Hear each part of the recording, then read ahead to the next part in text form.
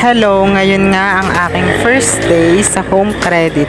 Kinakabahan ako dahil hindi ko pa alam yung mga gagawin ko, pero halika, samahan niyo ako sa aking first day sa SM Lipa. At yan, naglalakad na nga ako papunta sa aking work at excited akong matutunan pa ang mas maraming kaalaman patungkol kay home credit. Nag-CR muna ako dahil 1 hour break ko at hindi ko alam na may naihi pala sa likod nung nag-video ako. At yan, sumapit na ang gabi at uwian na. Sobrang hirap sumakay ng jeep. Alas 10 na ako nakasakay dahil sobrang haba ng pila at madalang na lang ang mga napunta na jeep. At yan, papaiyak na ako dahil akala ko hindi na ako makakauwi. Yun lang, nakakapagod ang first day pero masaya.